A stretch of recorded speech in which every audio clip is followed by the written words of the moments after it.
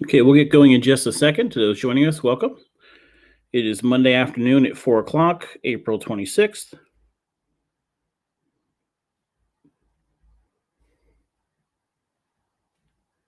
And yes, I mean, I know capital gains is a huge topic for so many people. They spend so much time talking about it, but we will talk about it today because it does impact you. And we'll talk about state level and national stuff in a second. But yeah, I realize it's not always the most exciting topic for a lot of people. However, this stuff does impact you. We'll talk about that in a few seconds. Good afternoon. To those just joining us, we usually take a few seconds to get going, but we have people coming on a little early today, so that's a good thing to see. Richard, good afternoon. Paulina, good afternoon. I hope everybody gets a chance. I'm actually going to get a tennis lesson after this. I hope everybody gets a chance to get outside today. It's really beautiful out. In a town along the shoreline like Brantford, it's a spectacular time to get outside. So a few things to talk about quickly. I have mentioned in the past that I would start a financial page. I am passionate, and as anybody who's watched this podcast for any amount of time, about financial literacy. And not just in the sense of how to read a stock chart. That's, many people can do that, but most people are never really going to be able to do that. The idea of saving money, of the decision that is made when you spend money, paying yourself, paying your future self, paying whether it's a 401k or a savings or what have you, that concept is one that has been lost on so many people. We talk so much, we talk a lot about unions and what those did for the middle class and laborers. We talk about 401ks, we talk about Social Security. All of these mechanisms are mechanisms in place because people have a hard time saving for themselves. If everyone was able to save for themselves, we wouldn't need Social Security. Unions have taken financial decision making for future away. They're going to have a pension or put money into your 401k, or you'll pay into that for you. So few people actually understand the concept of taking part of their own paycheck, saving it on their own, and putting it in some sort of financial mechanism, either their own 401k or Roth, an IRA, or investing themselves and understanding what is a mutual fund or a stock or an ETF, or you want to go further into modern day stuff, SPACs and things of that nature. And so part of what I want this page to be, not this one, Brantford 7, but the page I just started, is a place where, yes, we could talk about individual stocks. We can talk about why I may buy or not buy something. And I'm small stuff. I'm not a financial planner or anything like that. But on a individual level, I do research on a regular basis. But first and foremost comes the understanding that how we save money matters. How we look at money matters. The psychology of understanding that when you decide to spend $5 on lunch or $10 on lunch, that's a decision, and that decision has consequences. And that's something I had to learn firsthand. To those that are new to this podcast, I'm not now, but I was raised a Jehovah's Witness. And in many cases, Jehovah's Witnesses are not raised with any financial literacy. We basically believed the end of the world was coming. So there was no real need to push for saving money and investing for the future. Even education was not a priority because you didn't have to. So when I left the Witnesses as an adult, I had to learn this stuff the hard way. I had to learn how to save, how to invest in things, how to plan your own future. That's something so few people understand. And what's most important about that is if we can teach young people at a preteen or young teen age, the value of saving money at 17 or 18 is 10 times the value of saving at my age of 43. Because the ability to compound and provide them a secure future is so much greater. And so my passion has been to talk to as many people as you can about saving money and the value of saving money and prioritizing that from a young age. We talk about social issues and social injustice and social and economic differences. A huge step in righting those differences, in equalizing people of race or color or sex, is teaching them how to partake in the economic system we have. We are raising kids who have no idea how to go out into the world and save money and get ahead and essentially build wealth. What saving money does is allow you freedom down the road, allows you to make more decisions you can't make if you don't have savings. We've talked in the past about healthcare. One of the reasons that's so vital is that we have millions of people in this country who have not left a job that is a terrible job, not taking a risk on starting their own business or taking a better job. They can't lose health care. Well, we have millions of people that cannot make any decision, can't ever leave a job. That might be terrible. Leave a living situation that might be terrible because they don't have savings. They don't have any economic freedom. And so that's something that's passionate. That's a passion of mine. And I wanted to start. So I'll post a link elsewhere. I posted it. If you follow me on my personal Facebook page, it's there. Although I didn't put my name on it. So I will post this link on Brandford 7 after the podcast today. And we'll have a conversation. I posted earlier why I purchased Viacom. It's the stock that I'm into fairly heavily now. There's a lot of reasons for it. You can read that. And if you want to go back and forth on that, you can. I'm trying to find the name of because I named it, but I can't. Stocks, Investments, and Financial Literacy. And if you go to my personal Facebook page, you'll see it there. And you're welcome to go check that out. So, and I'll post it here too. We need to start the discussion with every age group about saving money. The opportunity that you have changes when we learn how to save money, when we learn how to invest. Secondly is this. I cover a lot of politicians. The amount of politicians that couldn't tell you what a law and the impact fiscally is, and the law and the impact on economics is, most of them. The vast majority have no idea of what happens when you pass along what happens to real people and real investments. And we'll talk a little bit about this today on the capital gains discussion, because the capital gains discussion, we're having a national one with Biden because of a transportation bill he's trying to pass.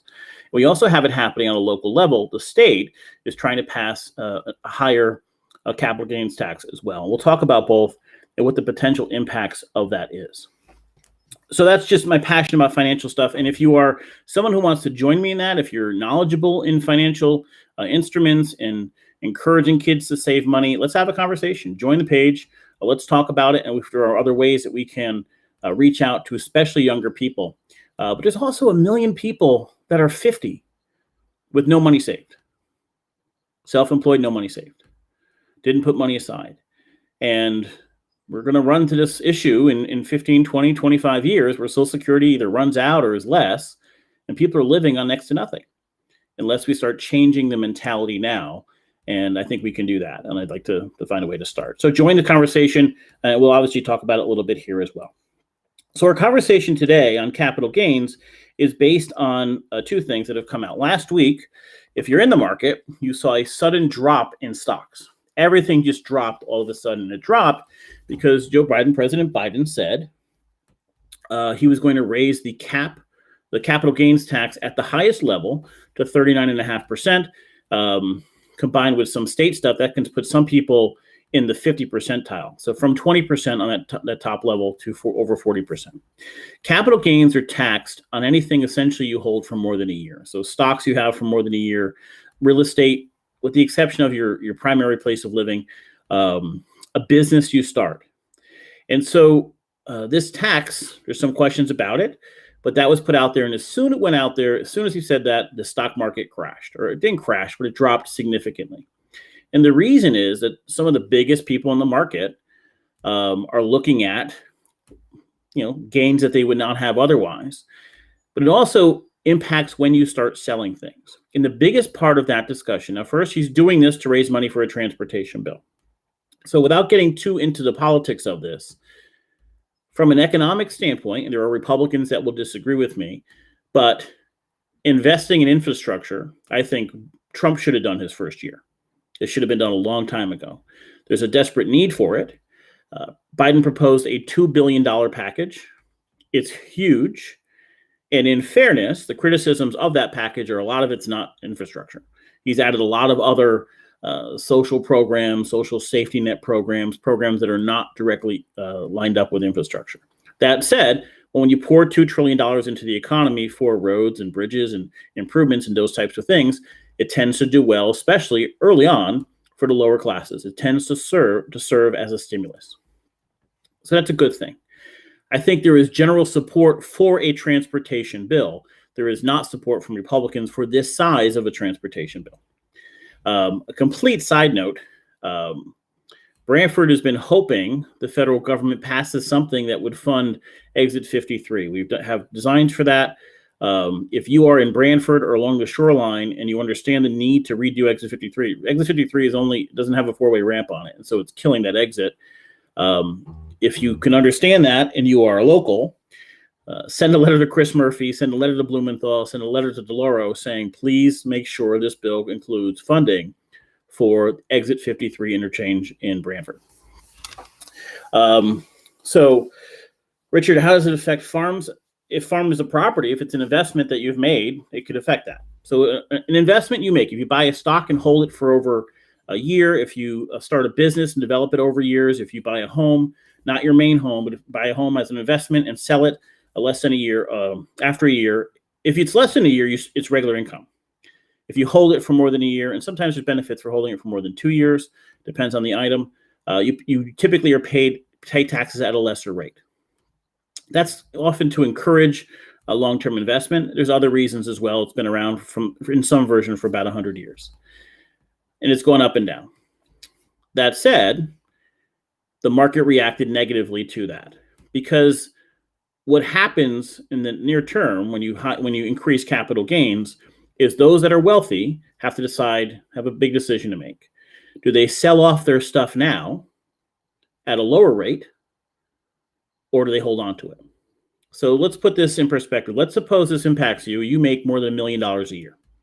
If you make less than $1 million a year, you have no problem with this law because you're not impacted by it.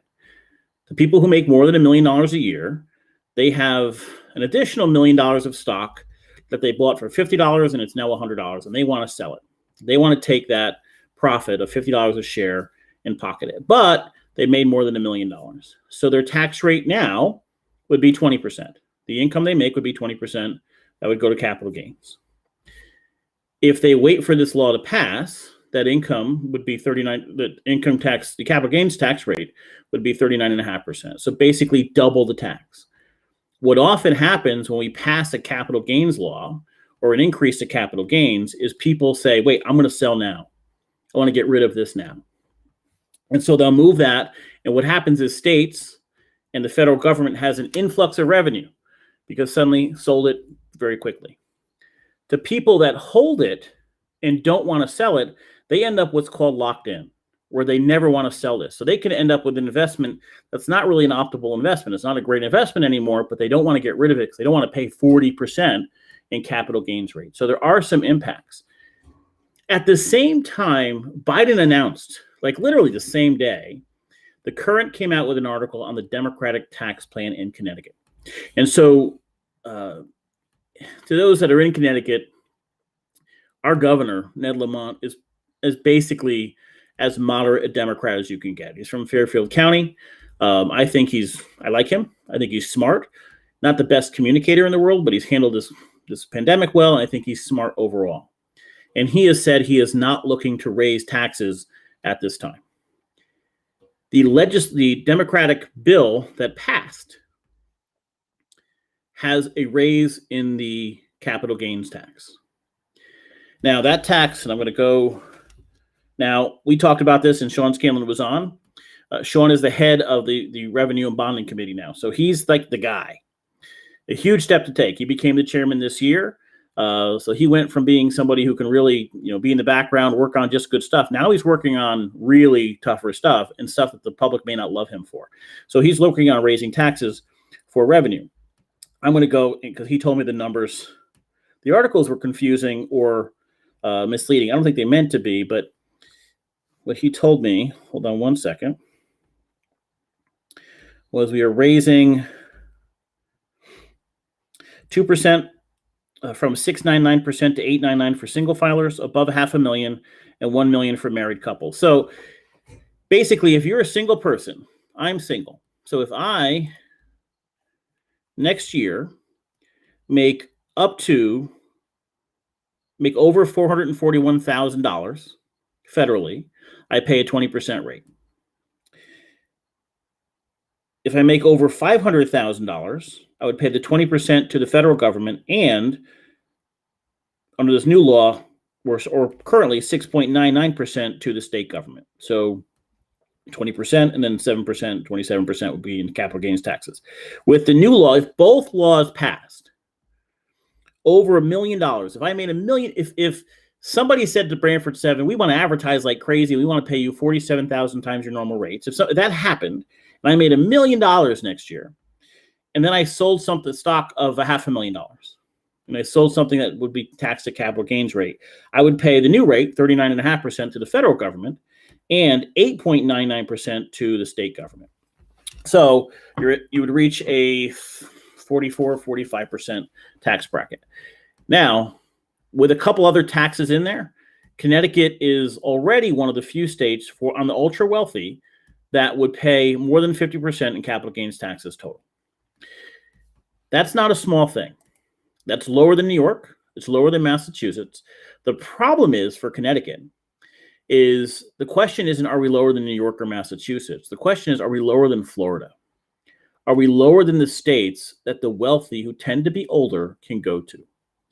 We live in an economy where people can work, especially now, from anywhere. And the ability of someone to spend half of the days of the year in Florida or Arizona or Texas or in states that have significantly reduced taxes is far more viable. They can do that. What they can't do is get away from the federal capital gains tax. So Connecticut's in an interesting situation. We have a lot of money coming in the last couple of years. I'm going to get to a couple of these comments in a second. A lot of money coming in the last couple of years through income tax.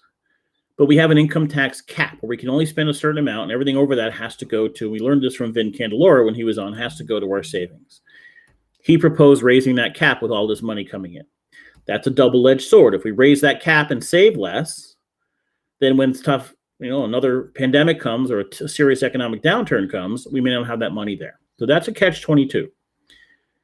Capital gains might offset this. Remember, Scanlon wanted to do a couple specific things with it, right? He wanted to do a child tax credit. We've talked about that. I'm not sure I love that. I would rather see things like Care for Kids. But that said, he wants to give more money to the lower classes. I think his income levels are too high. Again, he wants to help the lower people by taxing people making more than $1 million as a couple or a single person over $500,000. That makes sense to a certain extent. The question is, does that take away our competitiveness as a state? The argument saying that it does would be, wait a minute, wealthy people can go to California, or not California, I'm sorry, definitely not California. Wealthy people can go to Texas or to Florida or to South Carolina or to Arizona, states that don't have these taxes, work just the same, build their business just the same, and save. Let's say they sold a business for $10 million. That could be a huge chunk of change that they're saving. He's looking at 9%. If you sold a business for $10 million, that's $900,000 that you sold your business for, and you're saving in taxes that would go to the state of Connecticut by living in another state. The other argument of that is, well, wait a minute. We just had a massive pandemic, and we have tax rates that are high. Connecticut's a high tax state. Yet people poured into the state. We have demand for houses that we've never seen before in our history. We're seeing houses put on the market selling for 40% over the asking price in 2 days. So we can talk about high taxes scaring people out all day long. The fact of the matter is, when people had to get out of New York or out of cities, they fled to Connecticut. They ran here.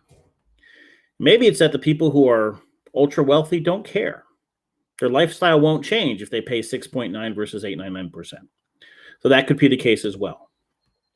On the federal level, 39.5% will never happen. So the market reacted quickly to that, and it sold off. It quickly gained that back. It's just not possible, primarily because there's one Democrat that would never vote for this. It's 50-50 in the Senate.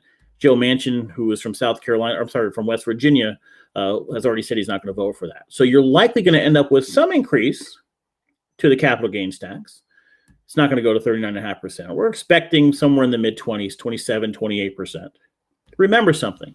If the capital gains tax is used to offset a transportation bill, this is how the economy really works. Transportation bill goes out. People, large companies bid on those jobs. Who owns those large companies? The ultra wealthy. They hire a bunch of people, middle-class people to work those jobs, union members to work those jobs, and they have job security, and they have more job security, and they have benefits. That's great. Ultimately, who makes the most of that money? The multimillionaires. If you're really wealthy, especially if you own a large corporation or a construction company, you're going to make out. No question about it. And when we see taxing the wealthy, we can yell and scream about it all we want, but if it's tied to direct spending to the lower classes or to infrastructure projects, it just goes in the same cycle. The question we have to ask in Connecticut is, will higher taxes force the wealthy to leave? We saw this under Malloy. He didn't want to raise taxes because we did lose wealthy under him. And in some cases, it only takes losing 2 or 3 of the ultra wealthy people to make a drastic increase to the revenue coming into the state. Or do we believe, listen, people are going to come in no matter what? It's a great state to live in. Quality of living is high here. It's not going to be a determining factor where people live or don't live.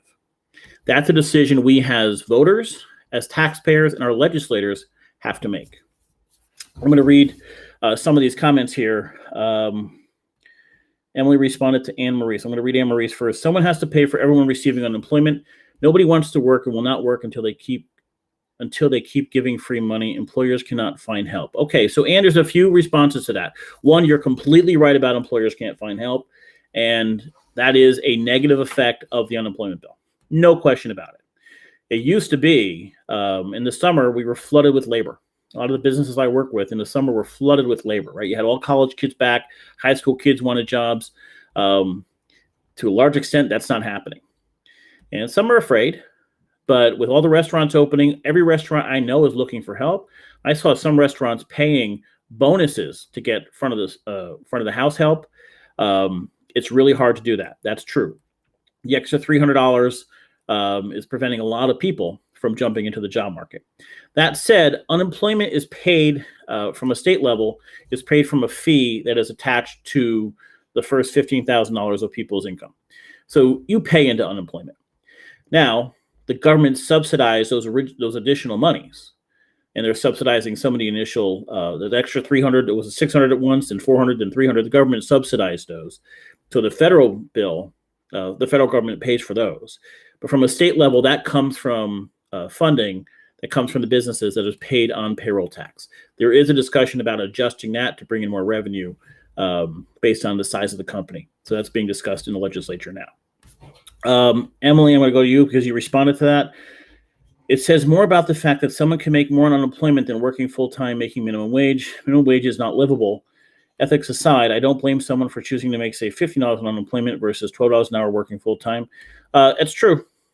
You know, it is what it is. The mentality, I disagreed with that from the beginning. I think they should have just said, we'll pay you what you were making before. With the economy doing what it is now and the hiring happening right now, there really is no reason to be paying a lot of people an extra $300. I think what some of the result is a lot of the workers are working under the table. In the restaurant industry, that's pretty common anyway. So you have people working under the table, literally asking for cash tips if they can, if employer is willing to do that, and then also getting unemployment and then an extra $300, and that's happening. That will end in September, and it's just a reality of the pandemic. Many people, that extra $600, especially initially, saved them. I know many people where that $600 was the difference between paying their rent and not paying their rent. I think we've reached a point where most people, if they're not working, aren't really looking that hard or don't want to take anything that wasn't what they had before or better. And yeah, I understand that standpoint. JJ, to anyone who says the cap gains tax doesn't affect them because they don't make $1 million, go see how your 401 did the other day when the market went down. Same with pension funds. If all the big guys flee the market, it's going to hurt everyone who has any kind of retirement account. Okay, let's talk about that for a second. So 1, yes, the market dropped. I was in it. I saw it. 2, the market came back. So that is, listen, I'm in the market every day. I talk about the market every day. I was like, oh, Jesus Christ, what just happened? And then boom, it came back, within, a couple hours or the next day. Secondly, the myth that we're not impacted is just that, a myth. We are all impacted by what happens to the wealthy for one big reason. They're called what we call many times market makers. These are people whose hedge funds and accounts can move a market. And decisions they make can impact the stock. It impacts traders more than investors. So if you're in a union, you're an investor. You take money, you put it into a part of your union, whatever comes out goes into a 401k or a pension, and it's collected and it's invested and it's given back to you. If you're in a 401k, you're an investor. You're not trading every day in that. To the individual traders like I am and talk about, it impacts us more than those long-term investors. The wealthy have a decision to make. Now, capital gains in the past, it can be either starting in 2022 or it can be retroactive. And there's legal support for it being retroactive. So it can be retroactive to January 1st of this year. So it may be that these rich people don't have any decision to make. If they sold stock to start the year, if they took a profit to start the year, that new rate may go back there. That can happen. Where that becomes a problem is not everybody is ultra wealthy that makes $1 million a year. That sounds like an odd statement, but here's an example. Somebody at 23 starts a company and they build the company and they work their ass off for 20 years and they build it and then it becomes a $15 million company. And every year they've taken a salary, $100,000, $150,000, $200,000, and they nowhere near a millionaire, but they built this company and they reach 50 and they say, you know what, I'd like to retire and I want to sell my company. They may sell that company and have 1 year where they make $6 million or $10 million. They're not multimillionaires all those years. These are not people who lived high on the hog. They're not people who had a ton of money to blow. That 1 year comes in, and suddenly, because of a capital gains rate that went up to 40% in the federal government and then raised on the state level, half of that sales price goes to capital gains. There's an unfairness to that. On the top of that, let's suppose somebody in that situation goes and sells their business this year for $3 million. Capital gains applies. They paid a 20% this year. We pass this bill next year. The government says it's a retroactive tax. And 39.5%, they can go back after that person who sold that business and tax it. That's the downside of the retroactive capital gains tax. However, with taking these individual circumstances out, yes, these taxes impact everybody, even if they don't impact you from a payment standpoint directly. All of these taxes impact the market. The market impacts your 401k and your retirement. This idea, by most politicians, they live in this bubble where they see laws pass and they see things as the ultra rich and the rest of us, Wall Street and Main Street. And that's simply not the case. They are interrelated. They are very much impacting the other person. The decisions made on Wall Street, the decisions made in government impact Wall Street, but that also impacts the average everyday person. And so this idea, we have to stop and say, how does it impact you? You may never make $1 million a year, but it does impact you. It will impact your retirement. We don't know if it's negative or positive yet. We don't know what the rule is yet. If the idea of taxation is to tax the ultra wealthy more, which I'm in general favor of, and to then spend that money on things that everybody uses, infrastructure, trains, roads, bridges, things of that nature, or services everybody needs, childcare, education. Yes, that makes sense. That helps everybody. If we're taxing to give it to people, things in this transportation bill that are liberal agenda items and not necessarily infrastructure or personal things that they're, more towards the arts or more towards things that are not absolutely vital for everyone, then I question it. On top of that, I'm going to say is the enemy of most people. I would rather see higher income brackets taxed higher than capital gains skyrocketing. I would rather see the people who are making as a salary $1 million a year taxed higher. Those income tax rates have dropped constantly, decade after decade. They have been significantly higher than they are right now in the past, and it's never negatively impacted our economy. We've had phenomenal economic years with much higher income tax brackets. I would rather tax real income. I want to encourage long-term investing. I don't want to discourage that by taxing that higher. If I was a state legislator right now, I would be doing what is a terrible thing to do politically, right? Last year, 4 years ago, or 3 years ago, we ran for governor. Stefanowski, and the income tax.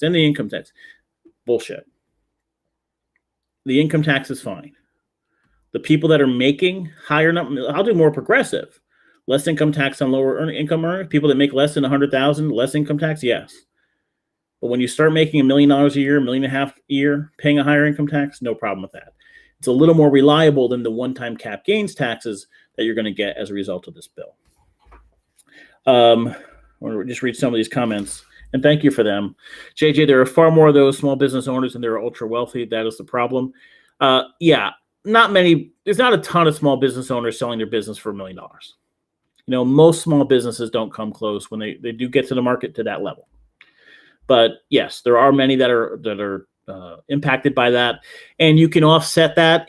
Possibly in the state, some sort like a one-time rule. If it's a one-time, I don't know how they would do that, but there may be a way we can talk to Scanlon about that next time I have him on offsetting that, because you don't want to take away someone's nest egg if that's the case. Someone who started a pizza place and made $100,000 a year, paid good living, and got their kids through school and college and all that good stuff, and then go sell it for $500,000 or for $2 million, they lose over half to capital gains.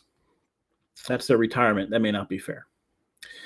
But it is what it is. But the discussion has to be had. And part of what I'm trying to do with this podcast and this discussion is that what happens on these high-level discussions in politics and in finance and on Wall Street impacts you.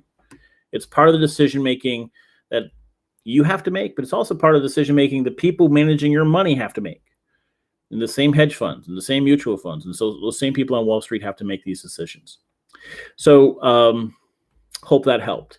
Tomorrow, we will have Robin Comey on, State Representative Robin Comey. We'll talk to her. She's always working on education issues, but we also talk to her about some of the things that are the main state issues. We'll talk to her about marijuana.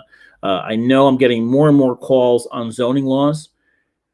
I don't think, from everything I'm hearing, none of these zoning law things are going to pass, but there are some significant discussions on what laws can pass, and are there laws that will pass that will supplant local zoning decisions.